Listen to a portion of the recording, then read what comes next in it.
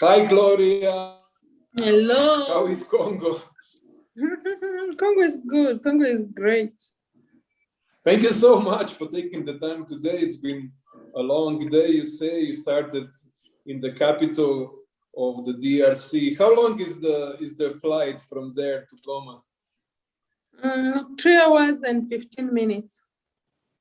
Okay, that's not too bad.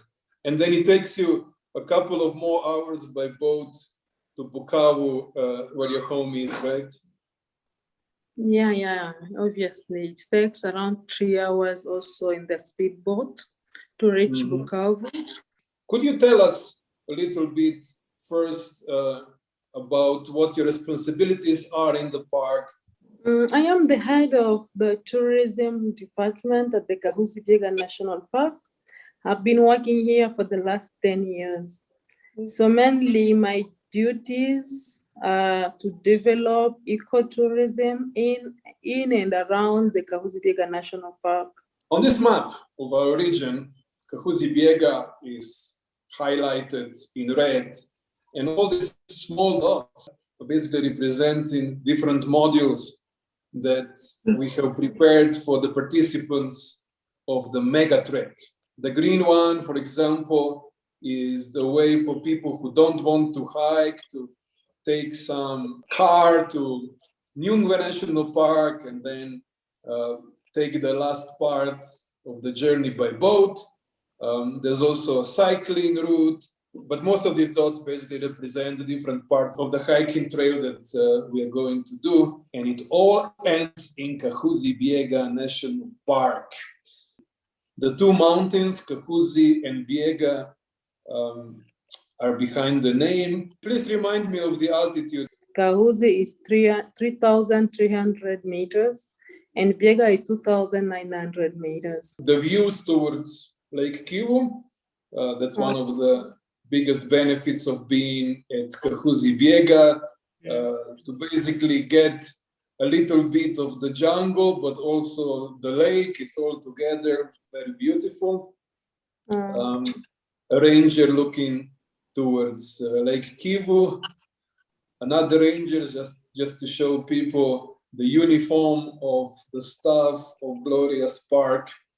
But now we are moving to Gloria herself, who is here with her two boys. We have another beautiful photo of Gloria here with her other children, the growers gorillas. Those very, very special primates are the highlight of the park. They can only be seen in Kahuzi-Biega National Park. If you're a visitor, if you're a tourist, that's where you need to go. They're a little bit different. We notice that they have less hair than mountain gorillas, but otherwise, culturally, they are very similar. They behave in a way like any gorilla group with a silverback as the big boss and blackbacks, younger males who are there, and many wives and all that. All right, I also have some images, all by Marcus Westberg, of course, of other beautiful natural features of Kahuzi-Biega. And finally, my last photo shows the tea plantations just outside of the park. Gloria, is this also the case at Kahuzi, that you are planting tea as a buffer zone, or is it just there? Gorillas don't, or other primates, they don't eat tea leaves, so it helps us reduce the human and wildlife conflict on ground. I'm called Mama Gorilla because I have to make sure that all the habituated families are being monitored on a daily basis. So I work with a group of, it's a team of around 45 people. So we have to make sure that their sector is clean. You know, in a year, they have tree transition. They start by eating fruits, which is in the middle of the forest, the primary forest. And that is in the dry season from May to September. Once the rain starts in September, they will go to the bamboo forest where they eat babies' bamboos.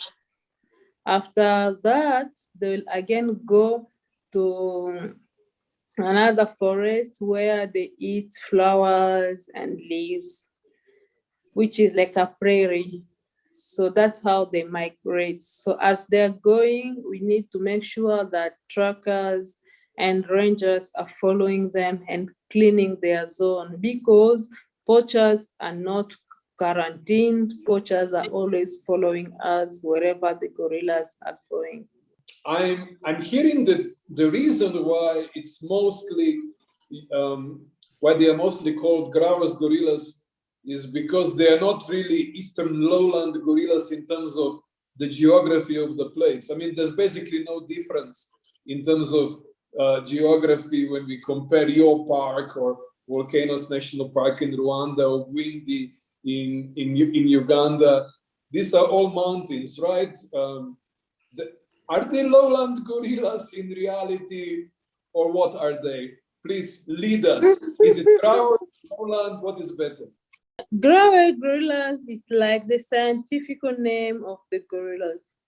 Lowland gorillas comparing to the altitude of where gorillas lives.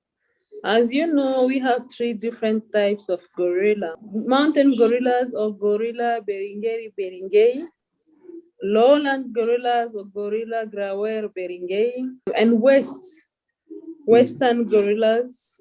Yours is a very special subspecies, growers or eastern lowland gorillas, and you're saying that you've been trying for the last decade to bring visitors, because with visitors, of course, also comes money and other things that are important. Before COVID hit us all, how many visitors would you get in the high season? Was it like a daily affair? Was it once a week? How much business is actually coming to Kahuzi-Biega normally? Before COVID, we were able to welcome around 3,000 people are here. I'm talking about around 200 a month.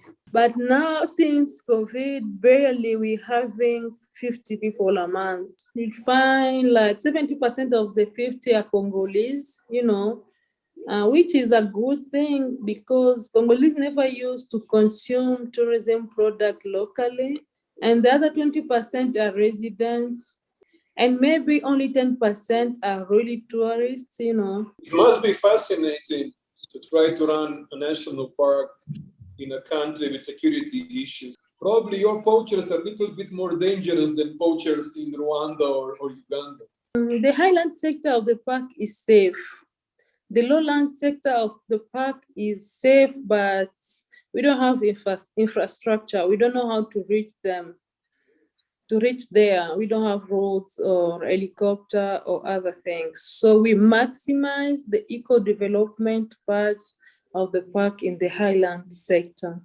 Of course, yes, we have malicious groups here and there, but for the last 5 years, we haven't had much to report, in terms of security. So we assure clients or visitors or potential ones that despite all the funny news, weird news you get on Google or whatever research you're doing, Congo is safe, and some people like us are still surviving inside and proudly asking people to come and, discover the most beautiful place in the world. Miha, we are pioneers. We're starting this. We want people to come on board, to join us and make noise, raise awareness so that we may save the last remaining lowland gorillas in the world. Yes, yes, and yes.